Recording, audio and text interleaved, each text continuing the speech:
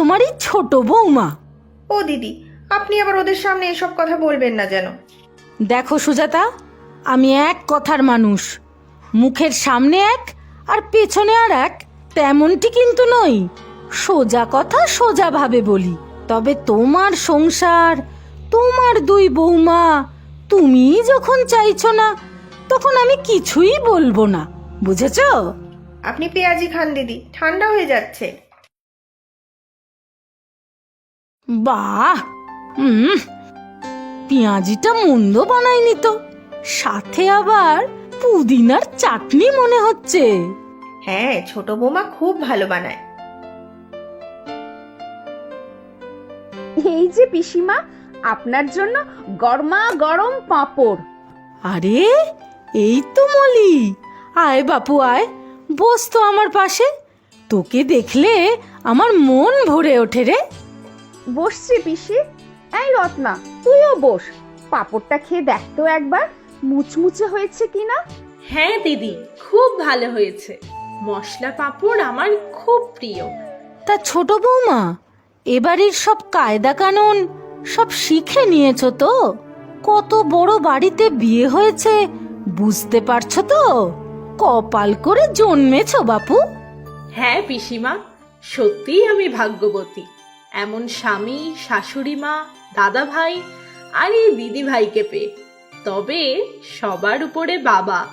তা ঠিক বলেছো, আমার দাদা অতি ভালো মানুষ, সবাইকেই তার পছন্দ হয়ে যায়।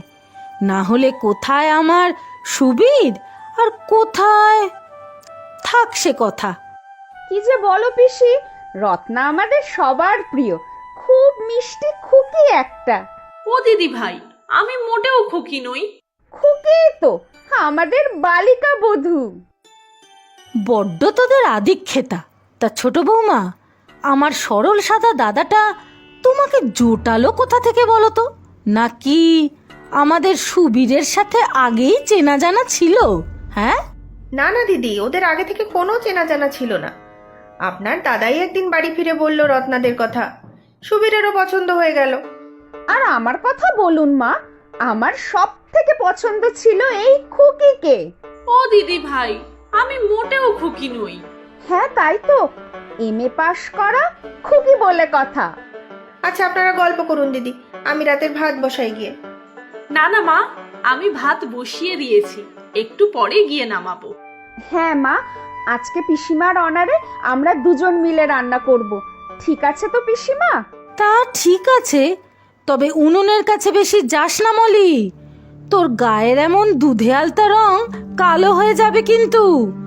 যাদের গায়ের রং কালো তারাই উনুন ঠেলুক। ও পিসি, এমন কিছু হয় না, এই তো মা রোজই রান্না করেন, মা কত ফর্সা দেখুন। কিন্তু আমাকেই দেখ, ছোট থেকেই কালো ছিলাম, আর এখন তো ভূষো কালো।